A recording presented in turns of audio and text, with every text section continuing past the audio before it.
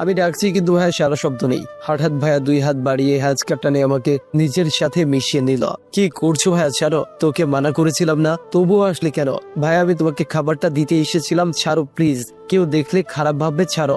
আদর ভাই আমাকে আরো শক্ত করে জড়িয়ে নিয়ে বলল, এত বড় কমবে হলি, একটুখানি মেয়ে খারাপ ভালোর কি বুঝিস তুই? আর আমি কি তোর সাথে খারাপ কিছু করছি? চুপচাপ শুয়ে থাক। এর আগে আমি অনেকবার ভাইয়ের সাথে ঘুমিয়েছি, কিন্তু কেন জানি না আজ কেমন যেন অস্বস্তি হচ্ছে। কিন্তু ভাইয়া নিজের সিদ্ধান্ত অটল, ছাড়বে না মানে ছাড়বেই না। চোখ বন্ধ করে নির্জীব প্রাণীর মতো আমাকে জড়িয়ে শুয়ে আছে। একটু নড়লো না পর্যন্ত পুরো 5 মিনিট পর ছাড়লো। আমাকে ছেড়ে উঠে বসলো। আমিও তাড়াতাড়ি উঠে নিজেকে সামলে নিলাম। ভাইয়া আমি তাহলে যাই। বিরক্ত নিয়ে জবাব দিল, তাহলে এসেছিস কেন? খাবারটা দিতে। আমি কি বলেছিলাম আমি খাবো? রাতে না খেয়ে থাকতে নেই, শরীর খারাপ করে, তাই দিতে এসেছিলাম। শুধু দিলেই হবে? খাইয়ে দিবে কে শুনি?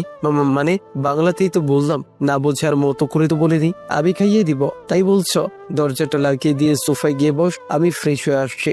ভাইয়া এসব তুমি কি বলছো? কেউ দেখলে সেটা আমি বুঝবো, তোর তো বোঝার দরকার নেই। আর আজকে সিরিয়ালের লাস্ট এপিসোড, 1 ঘন্টার এপিসোডের কেবল 5 মিনিট গিয়েছে, বাকি 55 মিনিটে খাওয়া সহ আরো অনেক কিছু ঘটতে পারে।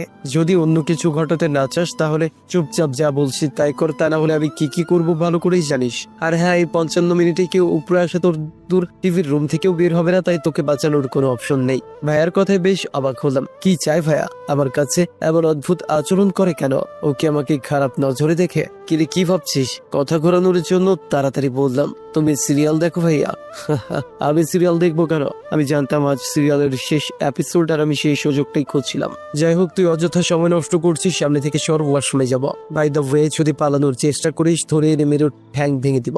বলে ভাইয়া চলে গেল। ভাইয়ের আচরণের আগামাথা কিছুই বুঝতে পারছি না। ওই সুযোগ খুঁজছিল মানে কি? তার মানে ইচ্ছে করেই খেতে যায়নি যাতে আমি খাবার নিয়ে আসি? আমার ভাবনার ছেদ বলল ভাইয়ের ভিজা টাওয়ালের ছোঁয়ায়। ভাই ওয়াশরুম থেকে এসে টাওয়ালটা আমার উপর ছুঁড়ে ফেলেছে। অবাক চোখে তাকালাম। মাঝে মাঝে কি নিয়ে এত ভাবতে বসিস? দেখলেই মেজাজ খারাপ হয়। বলে ভাই এসে আমার গা ঘেঁষে বসে পড়লো। তারপর ফোন বের করে টিপতে টিপতে বলল, নেই শুরু কর। আমি কোনো জবাব দিলাম না। এইভাবে তাকিয়ে আছিস কেন ইডিয়েট? জাগে নেই শুরু কর। জানি না কেন নিজের অজান্তেই প্রশ্ন করে বসলাম, ভাই তুমি নিজের হাতে খাচ্ছ না কেন? তোমার হাতে কি ব্যথা? ভাই একটু থমকে গিয়ে আমার দিকে তাকালো, তারপরে ছোট একটা নিঃশ্বাস নিয়ে বলল, ব্যথা, খুব ব্যথা, তবে হাতে নয় বুকে। আমি তাড়াতাড়ি উঠে দাঁড়ালাম। কি বলছো? আগে বলোনি কেন তোমার শরীর খারাপ? এই জন্যই সকাল সকাল ঘুমিয়ে পড়েছিলে তাই না? আমি এখনই কাকিমণিকে ডেকে আনছি, দাঁড়াও। বলে আমি যখন উঠে দাঁড়ালাম তখনই ভাই আমার হাত ধরে টেনে বসিয়ে দিল। কি বলো ভাই, আমাকে আটকালে কেন? তোমাকে ওষুধ দিতে হবে না? তোর বয়স কত রে? এটা আবার কেমন প্রশ্ন? কখন কি প্রশ্ন করতে হয় সেটাও জানো না? জানবো না কেন? ভালো করেই জানি। তাহলে এখন এমন প্রশ্নের কারণ কি? জেনে বুঝেই প্রশ্ন করেছি। আচ্ছা তুই বড় হোস না কেন? আমি ছোট কে বললো? ক্লাস 9-এ পড়ি ভাই, মোটেও ছোট না। আমিও সেটাই বলতে চাইছি। ক্লাস 5-এ পড়ে বাচ্চারাও এখন তোর চেয়ে বেশি বোঝে। শুধু তুই একটা মাথা মোটা। আজব তো, তোমার অসুখ করেছে, ঔষধ দিব, এতে মাথা মোটার কি হলো? এটা কোনো অসুখ? তুই যদি বুঝতি তাহলে অসুখ থাকতো না। জাগে নেই, খাওয়া শুরু কর তাড়াতাড়ি। শুধু শুধু সময় নষ্ট করিস না। আগে কাকিমণিকে বলে আসি তোমার শরীর খারাপ। চুপ, একটাও কথা বলবি না, চুপচাপ বসে খাওয়া। কথায় কথায় এত বকো কেন? তাহলে কি মারতে হবে? উপায় না পেয়ে আর কিছু না বলে তাড়াতাড়ি খাওয়াতে শুরু করলাম। ভাইয়া ফোন টিপতে টিপতে খাচ্ছে। খেতে খেতে আবার প্রশ্ন করলো, ভর্তির কি হলো? মা কি বললো? এই প্রশ্নের জবাব দিতে আমার গলা শুকিয়ে যাচ্ছে, কারণ কাকিমণি নিষেধ করেছেন ভাই স্কুলে পড়তে, তাই জবাব দিতে পারছি না। কিরে বল, ভর্তির ব্যবস্থা করতে পেরেছিস?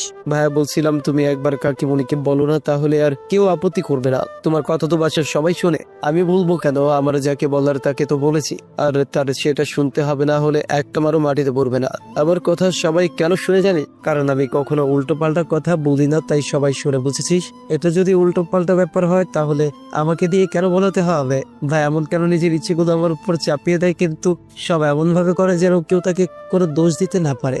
এই যে ভাবনার রানী, ভাবনার বক্সটা বন্ধ করে খাবারটা কি দিবেন নাকি হাতে কামড় বসাবো? তাড়াতাড়ি খাবার নিয়ে আমতামতা করে বললাম, ভাই বলছিলাম কি আমি পুরো স্কুলে পড়লে হয় না? আমি এটা বলার সাথে সাথে ঘরের পরিবেশটা পুরো বদলে গেল। ভাইয়া হাত থেকে খাবারের প্লেটটা নিয়ে ছুঁড়ে ফেলে দিয়ে উঠে দাঁড়ালো। লক্ষ্য করলাম আমি কিছু বুঝে ওঠার আগে ভাইয়ের রেগে আগুন হয়ে গিয়েছে। ভাইয়া হাত মুষ্টি করে দাঁত চেপে মৃদু শব্দে কাকিমণিকে ডাকতে লাগলো। সে চিৎকার না করলেও আমি বেশ বুঝতে পারছি ভাইয়া প্রচন্ড রেগে গিয়েছে, কিন্তু তার কারণটা কি বুঝলাম না। মায়েম আমার রুমে এসে তো একবার ভাইকে আটকানোর বৃথা চেষ্টা করে বললাম, কি হয়েছে ভাইয়া, কাকিমণিকে ডাকছো কেন? আমাকে বলো না, আমি করে দিচ্ছি। ভাইয়া অগ্নি দৃষ্টিতে একবার তাকালো কিন্তু কিছু বললো না। ভাইয়ার ডাকার ভাঙচুরের শব্দে কাকিমণি, আমার মা সহ সবাই ছুটে আসলো। এসে প্লেটার খাবার মেঝেতে দেখে সবাই অবাক হলো। কাকিমণি এগিয়ে এসে প্রশ্ন করলেন, কি ব্যাপারে জয়, কি হয়েছে? ভাইয়া শান্ত করে বলল, মা আজ আমি নিচে খেতে যাইনি কেন? কাকিমণি অবাক হলেও স্বাভাবিকভাবেই উত্তর দিল, তুই ঘুমিয়ে গিয়েছিলি তাই। এবার ভাইয়া চিৎকার করে বলে উঠলো, তাহলে এই মেয়েটার সাহস হলো কি করে আমার ঘুম ভাঙানোর? ভাইয়ের চিৎকারে ঘরের সবাই কেঁপে উঠেছে, বিশেষ করে আমি। কাকিমণি ভাইয়াকে শান্ত করার জন্য বলল, না মানে বাবা না খেয়ে ঘুমোলে শরীর খারাপ করতো তাই আর কি। থামো মা, আমি বাচ্চা নই যে বুঝবো না কখন কি খেতে হবে আর কখন খেতে হবে না। সবসময় বলো আমি নাকি আদিবার সাথে বেশি বেশি করি, কিন্তু কখনো ওর ভুলগুলো দেখো না। ওর বয়সী মেয়েরা কত পটু আর ওর মাথায় গোবর ছাড়া কিছুই নেই। ওকে বলে দাও ভবিষ্যতে আবার কথা না শুনলে ওর কি অবস্থা হবে আমি নিজেই জানি না।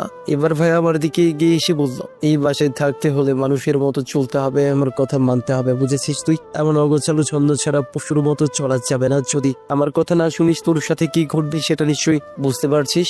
ভাইয়ার হঠাৎ সুর বদলানোটা আমার সহ্য হলো না, চোখ থেকে গড়িয়ে পানি পড়তে লাগলো। আমাকে কাঁদিয়ে ভাইয়া হয়তো শান্তি পেয়েছে তাই হঠাৎই সব রাগ থামিয়ে দিয়ে বরফ জমা হয়ে গেল। অসহায় ভঙ্গিতে আমার দিকে তাকালো। ভাইয়ের আচরণে এতক্ষণই সবাই অবাক হয়েছে, তবে সবচেয়ে বেশি অবাক আমার মা হয়েছে, কারণ মা দুপুরের ঘটনা জানে না। আজ সন্ধ্যাবেলা আমাদের এখানে এসেছে, আমি ইচ্ছে করেই মাকে কিছু বলিনি। মা এইসব দেখে বললো, ভাবি আমার মনে হয় আদিবার এখানে থাকাটা ঠিক হবে না। আসলে আমি আন্দাজ করতে পেরেছিলাম কিছু একটা ঘটেছে, কিন্তু আপনাদের বিব্রত করতে চাইনি তাই প্রশ্ন করিনি। মায়ের কথায় কাকিমা লজ্জা পেলেন, তাড়াতাড়ি বুঝলেন, শাহানা তুমি অযথা চিন্তা করছো, তেমন কিছু হয়নি। আসলে আদি বুঝতে পারেনি। ভাবি তুমি আমার মেয়েদের নিজের মেয়ের মতোই আগলে রাখো, এই নিয়ে আমার কোনো সন্দেহ নেই। কিন্তু আদিবা একটু দুষ্টু প্রকৃতির মেয়ে, গ্রামে তো সারাদিন ছোটাছুটি করতো তাই এখানে মানিয়ে নিতে পারছে না। ও এখানে থাকলে সমস্যা হবে, তার চেয়ে আমি বরং ওকে নিয়ে যাই, সাদিয়া এখানে থাকো। মায়ের কথা শেষ হওয়ার আগেই ভাইয়া বলে উঠলো, চাচি আম্মা তুমি কি বোঝাতে চাইছো?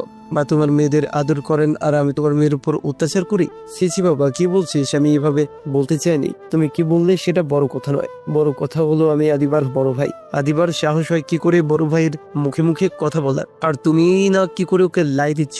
কি করে বললে ওকে নিয়ে যাওয়ার কথা? ও দরদ উঠতে পড়ছে তাই না? বানিয়েছে তো একটা জঙ্গলি। ও যে এমন বোকা প্রকৃতির তাতে তোমার তো কিছু আসে যায় না। লোকে যা বলার আমাদের বলবে বলবে, বাবা নেই বলে মেয়েটা মানুষ হয়নি। তোমরা এইভাবে লাই দিলে মানুষ হবে কি করে? ছোটাছুটি করা খুব ভালো কাজ বুঝি, কেমন এলোমেলো চুল বুঝি, কেমন এলোমেলো চুল, ড্রেস আপের কোনো ছিঁড়ি ছাদ নেই, কারোর সাথে সুন্দর ভাষায় ঠিক মতো কথাও বলতে পর্যন্ত পারে না। ভাইকে থামানোর জন্য কাকিমা বলল, হয়েছে ওকে তোর মানুষ করার দায়িত্ব নিতে হবে না, যেমন আছে বেশ আছে। তাই নাকি? তুমি ওর মার্কশিট দেখেছো? গোল্লা পেয়েছে, গোল্লা বুঝেছো? আমি ওর বড় ভাই, আমি আমার দায়িত্ব পালন করছি, এতে কারো কিছু বলার নেই। এমনকি চাচি আম্মুরও না। আদিবা গ্রামে যাবে না আর স্কুলও বদলাবে না। ও আমার স্কুলেই পড়বে, আমার সাথে যাবে, আমার সাথে আসবে, আর বাসাতেও মানুষের মতো করে থাকবে, গায়ে ভূতের মতো না। ভাইয়ের কথায় মাথা চাপড়ে কাঁদতে ইচ্ছে করছে, কিভাবে এত অপমান করতে পারছে।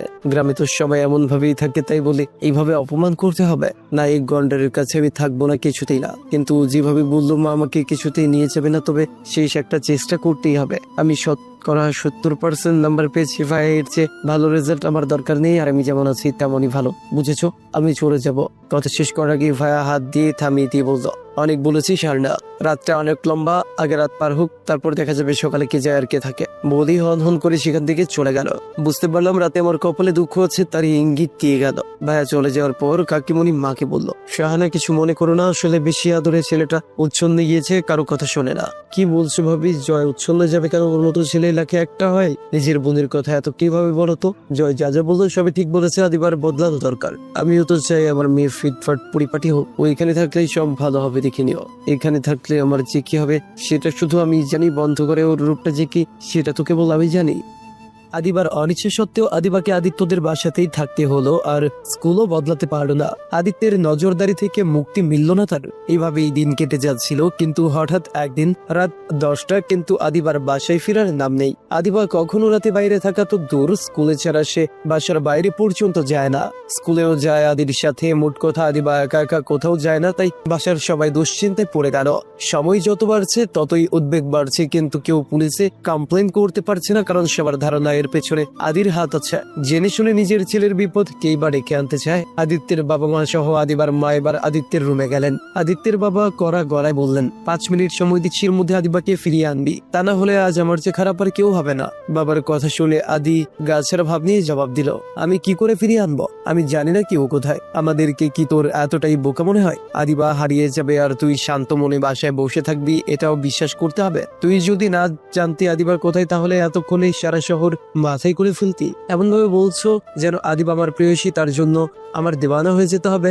না, আমি সে কথা বলিনি। তুই যে পরিমাণ উশৃঙ্খল, তোকে না বলে বাইরে যাওয়ার অপরাধে তুই আদিবাকে আকাশ পাতাল খুঁজে নিয়ে আসতি আর তারপর শাস্তি দিতি, সেটা আমরা সবাই জানি। মা, তুমি আজকাল একটু বেশি কথা বলো। আমি জানি না আদিবা কোথায়, আর এত চিন্তা করার কি আছে? সময় হলে নিজেই ফিরে আসবে। তোমরা এখন আমার রুম থেকে যাও, কাল আমার এক্সাম আছে, পড়তে হবে। আমরা কিন্তু পুলিশে যাব। যাও, মানা করেছে কে? পুলিশের কাছে গেলে প্রথম তোর নামটাই বলবো।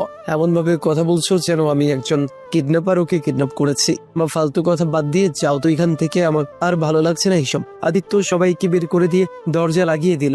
সবার নির্ঘুম একটা রাত কাটালো। সারা রাতেও আদিবা বাসে ফিরেনি।